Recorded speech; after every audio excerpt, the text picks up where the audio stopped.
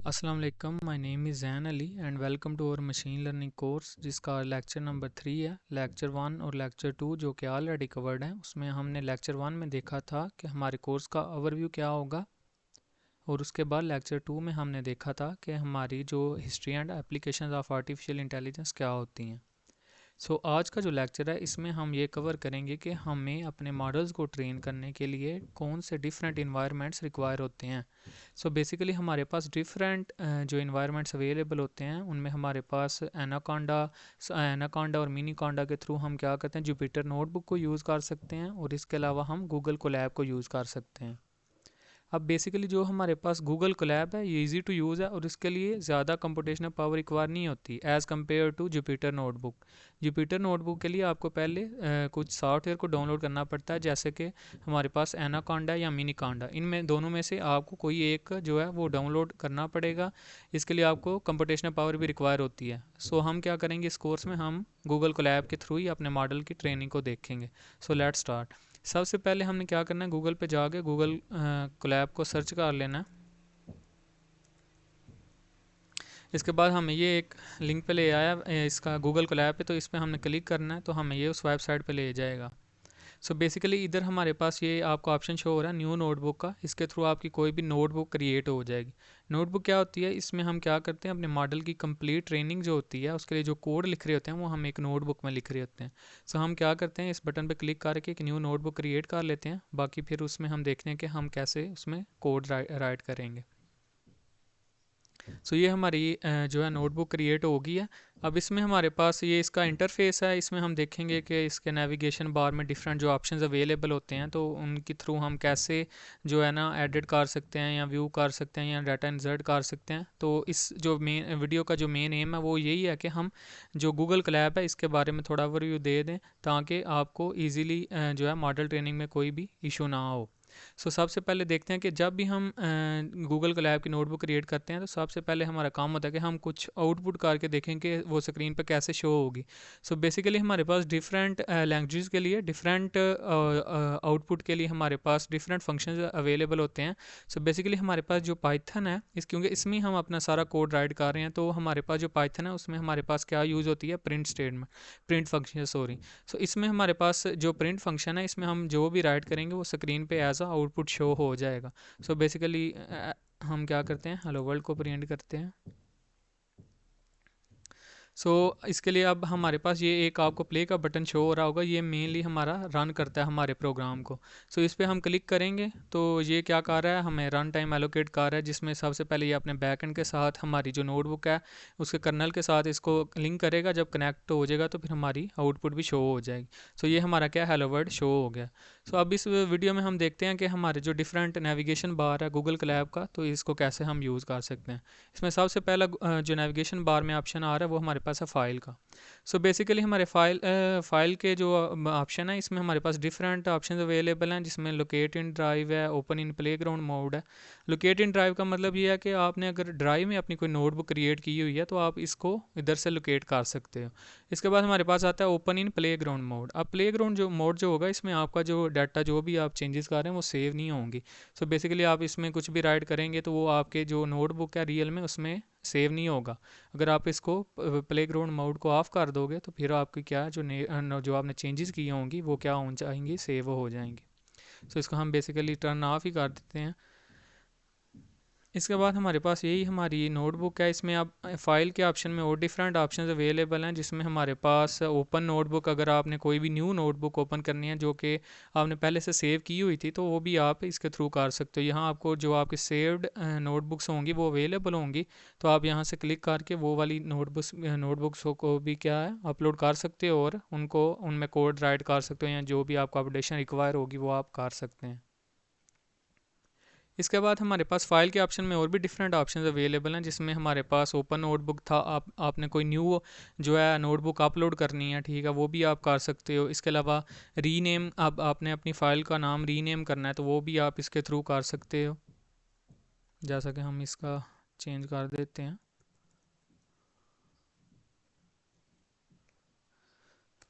ये हमारा नेम क्या है, सेव हो गया। इसके बाद हमारे पास फ़ाइल के ऑप्शन में और डिफरेंट ऑप्शंस अवेलेबल हैं, जिसमें हम अगर चाहें तो अपनी फ़ाइल की लोकेशन जो है वो मूव कर सकते हैं, किसी और ड्राइव में लेके जा सकते हैं, किसी और फोल्डर में लेके जा सकते हैं। अगर आप अपनी इस फ़ाइल को डिलीट करना चाहते हैं या नोटबुक को डिलीट करना चाहते हैं तो वो भी आप इसके थ्रू कर सकते हैं। इसके अलावा हमारे पास अगर आपने अपनी जो नोटबुक है इसकी एक कॉपी ड्राइव में रखनी है, सेव करनी है, तो वो भी आपको ऑप्शन अवेलेबल है। इसके थ्रू आप क्या कर सकते हैं, वो ड्राइव में अब ये क्रिएटिंग अ कॉपी, तो वो जो मैंने ड्राइव लिंक की होगी उसमें क्या करेगा, ये उसमें क्या कर देगा, सेव कर देगा। इसके बाद हमारे पास और ऑप्शंस भी अवेलेबल हैं। अगर आप गिटहब में जो है कॉपी को सेव करना चाहते हैं अपनी नोटबुक की, तो वो उधर भी आप कर सकते हैं। इसके अलावा इसके डिफरेंट कमांड्स भी अवेलेबल होती हैं। अगर आपने इधर इस नेविगेशन बार के थ्रू नहीं करना तो आप कंट्रोल एस के थ्रू क्या कर सकते हैं, सेव कर सकते हैं। ठीक है, इसके अलावा revision history, save and pin revision. ये बेसिकली थोड़ा सा ओवरव्यू दे रहा हूँ क्योंकि आपको फिर जब भी आप मॉडल ट्रेनिंग कर रहे होंगे तो आपको कुछ डिफ़िकल्टीज नहीं होंगी। इसके अलावा हमारे पास डाउनलोड का ऑप्शन होता है। अगर आप अपनी फ़ाइल को डाउनलोड करना चाहते हैं, दो एक्सटेंशन है इसमें, IPYN भी होता है, इसमें हमारी पूरी नोटबुक होती है, और डॉट पाई जो है सिर्फ पाइथन का कोड है, वो आप क्या कर सकते हो, डाउनलोड। दोनों ऑप्शन अवेलेबल हैं, किसी में भी आप अपनी नोटबुक को डाउनलोड कर सकते हैं। इसके बाद हमारे पास आ जाता है एडिट का ऑप्शन। एडिट के ऑप्शन में अब हमारे पास डिफरेंट ऑप्शंस अवेलेबल हैं, जैसा कि सिलेक्ट ऑल सेल्स। अगर मेरे पास मल्टीपल सेल्स हैं, लेट्स सी, हम जो है ना, इधर दो ऑप्शंस अवेलेबल हैं, एक टेक्स्ट का और एक कोड का। हम बेसिकली इधर टेक्स्ट के थ्रू हम कुछ भी हेडिंग वगैरह अगर रखने चाहते हैं तो वो भी हम क्रिएट इसमें कर सकते हैं। बेसिकली कमेंट के लिए इधर हैश यूज़ होगा, और मैं इधर हेडर 1 लिख देता हूँ।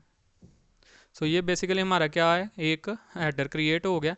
अब इसी के थ्रू हम नीचे क्या कर सकते हैं, कोड को कोई कोड लिख देंगे, एक और कुछ इसमें कुछ और प्रिंट करवा देते हैं।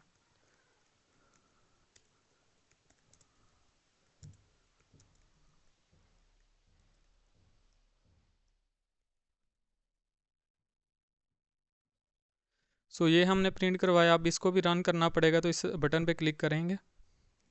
ये हमारा क्या आउटपुट शो होगी। अब हम जो मेन चीज़ देख रहे थे वो ये था कि हम मल्टीपल जो हमारे सेल्स होते हैं इनको कैसे सेलेक्ट कर सकते हैं। तो इसके लिए दो चीज़ें हैं। एक तो ये कि आप कमांड के थ्रू कर लें, कंट्रोल शिफ्ट प्लस से, या इसके अलावा आपको ऑप्शन अवेलेबल है, आप इस नेविगेशन बार के थ्रू एडिट में आकर भी सिलेक्ट ऑल सेल्स को कर सकते हैं। तो अब इसने क्या किया, हमारा पूरा जो भी नोटबुक में जितने भी सेल्स हैं उनको क्या कर लिया, सिलेक्ट कर लिया। अब इनको आप कॉपी कर सकते हो कंट्रोल C के साथ, और कंट्रोल V के साथ इन्हें आप क्या कर सकते हो, पेस्ट भी कर सकते हो। ये देखें मल्टीपल हमारे पास क्या क्रिएट हो गई। अब इसको अगर हमने अनडू करना है अपने इस ऑप्शन को, तो हम कंट्रोल MZ करेंगे तो ये क्या है, अनडू भी हो गया। इसके अलावा इधर भी ऑप्शन अवेलेबल होगा, ये अनडू इंसर्ट सेल, तो आप इसके थ्रू भी कर सकते हैं, रीडू भी कर सकते हैं, जो भी आप करना चाहें। इसके अलावा डिलीट सेलेक्टेड सेल, ठीक है, अगर आप जो है ना सिलेक्टेड सेल को डिलीट करना चाहते हैं तो उसके लिए कंट्रोल MD आपको कमांड भी अवेलेबल है। इसके अलावा आप इस ऑप्शन के थ्रू भी कर सकते हैं। अब मेन चीज़ आती है फाइंड एंड रीप्लेस, जिसमें अगर आपके पास बहुत बड़ी एक नोटबुक है और आप उसमें एक चेंज करना चाहते हैं जो कि डिफरेंट सेल्स में आप ने वो चेंजिंग करनी है, मतलब डिफरेंट सेल्स में वो अवेलेबल है, तो उसके लिए हम क्या करेंगे, इधर सिंपली हम क्या करेंगे, वो वर्ड जो भी आप चेंजिंग करना चाहते हैं उसको इधर फाइंड करेंगे और फिर जिसके साथ रिप्लेस करना चाहते हैं वो इधर लिख देंगे, तो वो आपका रिप्लेस कर देगा। बेसिकली हम क्या करना चाहते हैं कि हम जो है कोर्स में देखते हैं, कोर्स को चेंज कर देते हैं, कोर्स 1 में। रिप्लेस अगर करेंगे तो आपने जो भी सेल को सिलेक्ट किया होगा सिर्फ उसमें चेंजिंग अकर्स होंगी, लेकिन जो जब अगर रिप्लेस ऑल करेंगे तो आपके पास अगर मल्टीपल सेल्स हैं तो उनमें भी चेंजिंग शो होगी। हमारे पास अभी तक तो ये किया, तो इसमें आप देखें आप क्या, हमारा कोर्स 1 शो होने लग पड़ा। ये हमारे पास फाइंड एंड रिप्लेस का ऑप्शन अवेलेबल होता है, जिसमें आपने अगर कोई भी चेंजिंग करनी है अपनी नोटबुक के डिफरेंट सेल्स में तो वो आप भी क्या इस ऑप्शन के थ्रू कर सकते हैं। ठीक है, इसके बाद हमारे पास नेक्स्ट और प्रीवियस, ये दोनों भी चीज़ें इसी फाइंड एंड रिप्लेस में आती हैं। इसके बाद हमारी आ जाती है नोटबुक सेटिंग। अब ये हमारा मेन जो हमारा रन टाइम टाइप है ना, इसमें एक तो पाइथन यूज़ हो रही है और एक आर लैंग्वेज, जो कि मैंने आपको पहले ही बताया था कि जो हमारी मॉडल ट्रेनिंग होती है ये हम पाइथन में भी कर सकते हैं और आर लैंग्वेज के थ्रू भी कर सकते हैं, लेकिन पाइथन को हम जो क्योंकि यूज़ कर रहे हैं, बेसिकली यही हम पाइथन 3 का रन टाइम कर्नल जो है यूज़ कर रहे हैं। इसके बाद हमारे पास हार्डवेयर एक्सेलेरेटर है, जिसमें हमारे पास CPU जो है ना बाय डिफ़ॉल्ट सेलेक्टेड है, लेकिन हमारे पास अगर हमारी नोटबुक बहुत बड़ी है, यानी मॉडल ट्रेनिंग के लिए हम हमें बहुत ज़्यादा कंप्यूटेशनल पावर रिक्वायर है, तो गूगल क्लैप का एक फ़ायदा ये है कि हमें ये GPU प्रोवाइड कर रहा है फ्री में। सो इसमें हमारे पास दो ऑप्शन फ्री में अवेलेबल हैं, T4 GPU और TPU वर्जन 2। लेकिन ये जो दो ऑप्शन हैं जो हम सेलेक्ट नहीं कर पा रहे, तो ये हमारा क्या है, प्रीमियम अगर आप खरीदेंगे गूगल क्लैप का तो उसमें आपको अवेलेबल हो जाएंगे। ये मेनली जो GPU हैं वो तब यूज़ हो रहे हैं जब आप बहुत बड़े मॉडल्स को ट्रेन कर रहे हैं और उसके लिए बहुत ज़्यादा टाइम रिक्वायर है। तो GPU क्या करेगा कि आपका जो ज़्यादा टाइम रिक्वायर है उसको कम में ही आपकी मॉडल ट्रेनिंग कर देगा। सो बेसिकली हम यहाँ से GPU को भी सिलेक्ट कर सकते हो। तो हमने GPU को सिलेक्ट कर लिया और इसके बाद सेव कर दिया। सो यही मेन था इसमें हमारे पास। इसके बाद आ जाता है क्लियर ऑल आउटपुट्स। अगर आप हमारी ये देखें welcome to machine learning course, ये आउटपुट शो हो रही है। अगर हम इसको क्लियर करना चाहते हैं तो ये तमाम आउटपुट जो भी आपकी रन करने के बाद शो होती हैं उनको डिलीट करना चाहते हैं तो आप इस ऑप्शन के थ्रू भी कर सकते हो। ये हमारी आउटपुट क्या है, डिलीट होगी है। इसके बाद हमारे पास व्यू का ऑप्शन आ जाता है। इसमें हमारे पास सबसे पहले है टेबल ऑफ कंटेंट। तो टेबल ऑफ कंटेंट में अगर आपने डिफरेंट सेक्शंस बनाए हुए हैं अपनी नोटबुक में तो वो इधर शो होना शुरू हो जाएंगे। सो देखें हमने अभी तक एक हेडर 1 का सेक्शन बनाया था तो वो हमें क्या शो होने लगा। इस तरह आपके मल्टीपल सेक्शंस भी हो सकते हैं, तो आप इधर टेबल ऑफ कंटेंट से उनको नेविगेट कर सकते हैं। इसके बाद हमारे पास नोटबुक इन्फॉर्मेशन देखनी है, तो ओनर को ये जो इन्फॉर्मेशन देगा नोटबुक का साइज़ क्या है, ठीक है, ये सारी चीज़ें हम इधर से चेक कर सकते हैं। इसके बाद हमारे पास एग्जीक्यूट कोड हिस्ट्री आपने देखनी है, कमेंट साइड बार, ये ऑप्शंस इतने ज़्यादा यूज़ नहीं होते तो हम इनको नहीं देखते हैं। इसके बाद हमारा इंसर्ट का ऑप्शन है। ये मेनली यूज़ होती हैं चीज़ें हमारी जो जब भी हम मॉडल्स को ट्रेन कर रहे होते हैं कि हमने कोई इंसर्ट करनी है, न्यू सेल इंसर्ट करना है, अपडेट करना है, डिलीट, ये सारी चीज़ें। तो अगर तो आपने कंट्रोल कोई कोड सेल को जो है इंसर्ट करना है तो आप उसके लिए कंट्रोल प्लस MB जो कमांड है इसको भी यूज़ कर सकते हैं, या इधर से भी आप नेविगेशन बार के थ्रू भी आप इसको कोड का सेल एक क्रिएट कर सकते हैं। इसके अलावा आपने अगर उधर से नहीं करना तो ये आप जब इधर हावर करेंगे तो आपके पास दो ऑप्शन शो हो रहे हैं। या तो आप टेक्स्ट के लिए इधर सेलेक्ट कर सकते हैं, और अगर आपने टेक्स्ट नहीं करना तो आप कोड को भी सिलेक्ट कर सकते हो। और इधर से अगर आप इनको डिलीट करना चाहते हो तो ये साथ में भी ऑप्शन अवेलेबल हैं, इसको डिलीट भी ईजिली कर सकते हैं। इसके बाद हमारे पास सेक्शन हेडर सेल है। अगर आपने कोई भी डायरेक्ट जो है हेडर बनाना है, जैसे हमने ऊपर हेडर 1 बनाया था, तो आप इस ऑप्शन के थ्रू डायरेक्ट भी इधर क्रिएट कर सकते हो। आपको सिर्फ नेम चेंज करना पड़ेगा। लेकिन इधर हमने क्या किया था कि हम पहले टेक्स्ट को यूज़ करेंगे, उसके बाद एक हैश लगाएंगे क्योंकि ये कमेंट के लिए शो हो रहा है। सो अगर आपने एक हैश लगाया तो ये H1 हेडिंग इसको देगा। अगर आप 2 हैश लगा देंगे तो ये उसको थोड़ा स्मॉल कर देगा, H2 हेडिंग बना देगा। सो ये मेनली इसमें यूज़ हो रही हैं चीज़ें। तो इसने क्या कर दिया, इसको थोड़ा स्मॉल कर दिया, मतलब H2 में ले गया, हेडिंग 2 में। इसके बाद हमारे पास इंसर्ट में और स्क्रैच कोड सेल ये नहीं यूज़ होता, इसकी हमें ज़रूरत भी नहीं। इसके बाद हमारा मेन आता है रन टाइम। अब रन टाइम में क्या है कि आप जब भी आप किसी भी अपने नोटबुक को रन कर रहे होते हैं तो उसमें आपके पास डिफरेंट ऑप्शन अवेलेबल हैं। अगर तो आपने एक बहुत बड़ी नोटबुक है तो आप उसको एक साथ ही रन करना चाहते हैं तो आप रन ऑल का ऑप्शन यूज़ कर सकते हैं। इसके अलावा कंट्रोल F9 भी प्रेस कर सकते हैं। इसके बाद रन बिफोर है, रन द फोकस सेल है, ये नहीं यूज़ होते तो हम इनको इतना डिटेल के साथ नहीं देखते। अब इसमें आगे इंटरप्ट एग्जीक्यूशन होता है। सम टाइम ये होता है कि जब आप मॉडल की ट्रेनिंग कर रहे होते हैं तो वो बहुत ज़्यादा कंप्यूटेशनल पावर रिक्वायर कर रहा होता है। सो आपका समझें कि आधा घंटा लग गया और अभी तक आपका मॉडल ट्रेन हो रहा है। सो अगर आप तो उसको इंटरप्ट करना चाहते हैं एग्जीक्यूशन को, तो आप सिंपली कंट्रोल MI यूज़ कर सकते हैं या इंटरप्ट एग्जीक्यूशन को भी यूज़ कर सकते हैं। इसके अलावा अगर आप रीस्टार्ट सेशन, आप न्यू सेशन रीस्टार्ट करना चाहते हैं तो वो आप भी इस कंट्रोल M के थ्रू एक न्यू सेशन रीस्टार्ट कर सकते हो। जैसा कि हम कर लेते हैं रीस्टार्ट सेशन और यस। तो अब ये इसने क्या किया कि हमारा एक दोबारा से ये देखें इनिशियलाइज हो रहा है पाइथन 3, फिर इसको कनेक्ट करेगा तो दोबारा से बैकएंड के साथ कनेक्ट होगा तो हमारा न्यू सेशन क्या क्रिएट हो गया। तो ये रन टाइम में मेनली ये चीज़ें होती हैं। इसके अलावा हमारे पास टूल्स हैं, इनमें थोड़ी सेटिंग को देख लेते हैं।